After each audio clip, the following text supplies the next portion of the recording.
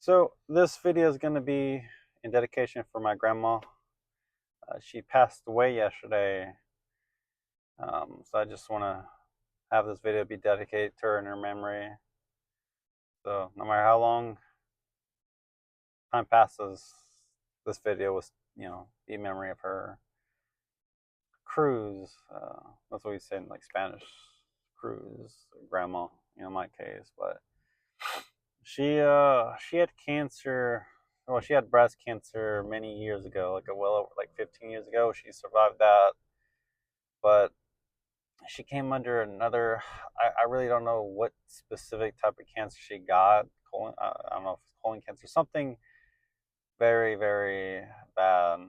Um, but I mean, as far as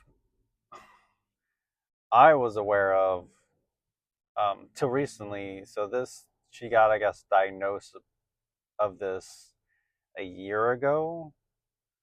My family didn't find out. My dad didn't find out till like a few months ago when they took her to the hospital. But my uncle, who was more involved in the whole situation, um, yeah, they were told by doctors like a year ago, like she was in stage 4. So it was like, given, I guess, given the time frame, it's like within a year. So when my dad found out, I was like, well, it's been many months since then. So yeah, so her being in her degrading health, like that makes sense, right? And was it because I when she was in the hospital, she was in two different hospitals, but one of them, me and my brothers, we visit her with my mom, and I mean, obviously she's in the hospital. It was more like a clinic. I wouldn't say a hospital, but I wouldn't say she was fine, but like she was talkative and everything like that, right? But I visited her, was it 2 weeks ago? And at that point, she was mumbling, like she wasn't really, and this was in Spanish, but like, and my Spanish isn't great, but her like she was trying to talk to my uncle, and it really sounded like it was just like mumbles. Like I understood some of it, in Spanish, but like the way it was coming out, it was like mumbling.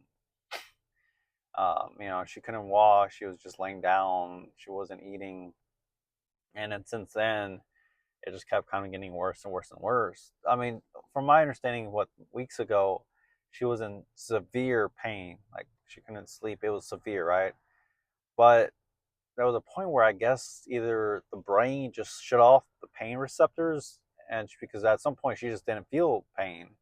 Which I'm like, when I found out, I'm like, how does that make sense? Like if you were in like severe pain and all of a sudden it just like cut, like I guess mentally the brain just kind of like, hey, like this is enough, cut it. So for her, I don't think she was in pain as much as she could have been, but her health was degrading, and to the point where she wasn't talking. I don't think she could talk anymore. Like I said, I mean, at her end stage, like the past few days, she wasn't eat. She was. I mean, the past several weeks she wasn't eating. I think I was told like 12 days she didn't really eat anything. I'm like, and the only thing she was getting was like IV, but it's like that's for hydration. But there's no vitamins. There's no food, right? And any like shake or something, just something light, something easy to consume. She just like her body wasn't accepting. She would throw it up. So, and it was very sad because it's like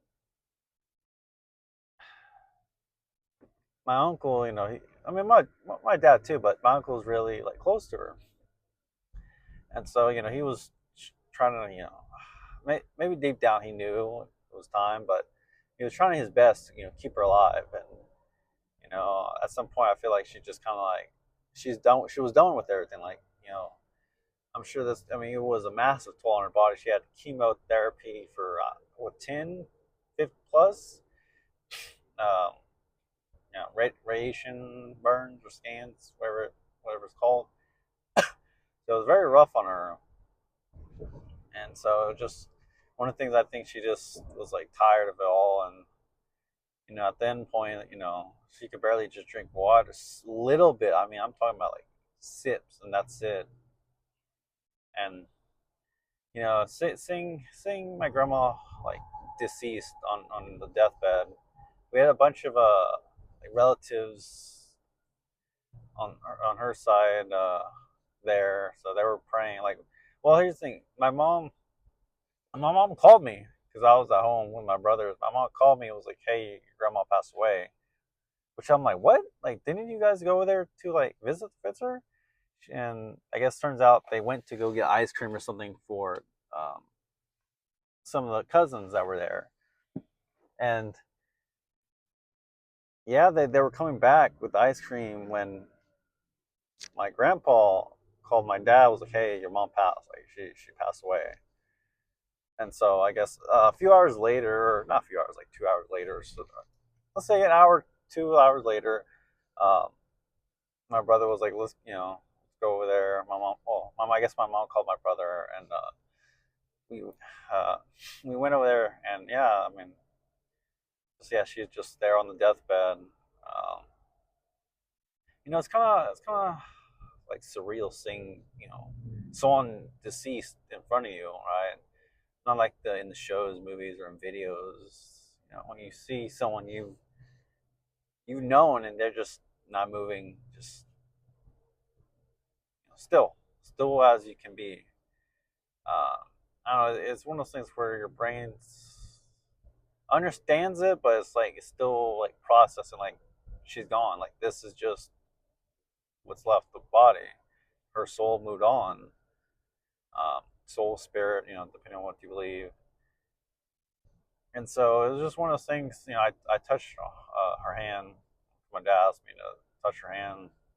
My brother's, one last time to feel her, and I touched her hand. It was just like cold, like cold. It's just like you never feel anything like it, right? It's like after I walked away and everything, I looked at my hand like cold.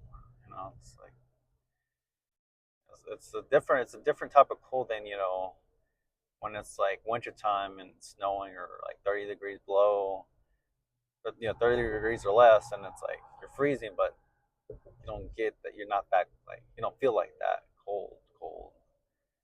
I don't know. It's just one of those things where I was just looking at her and just like, yeah, like that's it. Like her story's over. This was the final chapter. Um, and for me and my brother, we didn't cry or anything. My I have two younger brothers. The youngest is kind of like me, just not very emotional. My brother, he's 4 years younger than me. He was tearing up the whole time. Um, but it was one of those things where she was a big part of my life growing up. And the thing is, there was a fallout between my dad and my grandpa. What, a, well over a decade ago. And so since then, he never, because we used to go over there all the time, right? Um, so, we lived in the same town. But after that fallout, my dad didn't want us, didn't see eye to eye with my grandpa, so he didn't take us anymore. We didn't go over there. So he still talked to my mom, took her out to eat and everything with my mom. Um, but like, you know, that was between them. Me at home, I never, I saw her. I would see her here and there, once every, maybe once a year type of thing. Um, you know, Getting gas, next town over, and she's there with my grandpa. And the thing is, I respected them, and still, said hi and everything. But after that decade, it was just one of those things where I just never saw them. Rarely ever saw them anymore compared to when I was younger. So um, it's one of those things where definitely cherish the moments, because once someone's gone, they're gone. And that's a cycle of life. But when you actually get to that point in life where you experience someone that's gone, that's been in your life, not a friend or someone you saw on social media or something, but in person, it's a different surreal feeling because you start kind of generating all the memories you had with them, the good or bad. And it's different. It's a different feeling because this is the first time in my life where I had someone close to me pass away. It's different. And then I see social media about similar posts of what talking about, but you don't understand it until you experience it. Just with like many things in life. Uh, but yeah, it was just she she as a person was a very good person. I know her early life was rough. I don't think she knew her dad. Her mom, I don't know what happened to her mom. Either she passed away or what happened, but because she grew up with some relatives, so she really didn't know her parents. I don't know. She was an orphan, but early life wasn't the greatest. But she was very religious, very close to the church. Went every Sunday up until she physically couldn't anymore. But that's the one thing. She was very religious. Very close to the church. Good person. Genuinely good person. Good heart. And not a lot of people are like that. And after when I was there, I was like, well, God, you got someone good today. Um, and where depending on what do you believe in, reincarnation or the afterlife, I hope she's looking down on us, saying she's in a better place, right? She's with God. She doesn't have to suffer anymore. And it's you start having those thoughts that you don't really think of till situations like this happen. And yeah, it just surreal just seeing just just someone gone right in front of you, just laying on the bed, no movement. Just not something you want to see every day. And definitely, I would say what to take from this video is cherish every moment with anyone, right? Whether good or bad, whether you break up with a person, excommunicate someone, at the end of the day, you made the memory, and when someone passes away, all you have are their memories, right? They can't take anything with them, any materialistic things, right? All you have is just their memories of them. And yeah, it was just crazy, just like getting out. I knew it was at some point. I knew it was at some point it was going to happen, but you know, I guess you don't know till it actually happens. But dedication to her for this video.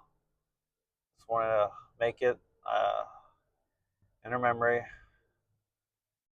We'll see how what the future holds for us. So, thank you for listening. Take care. See ya.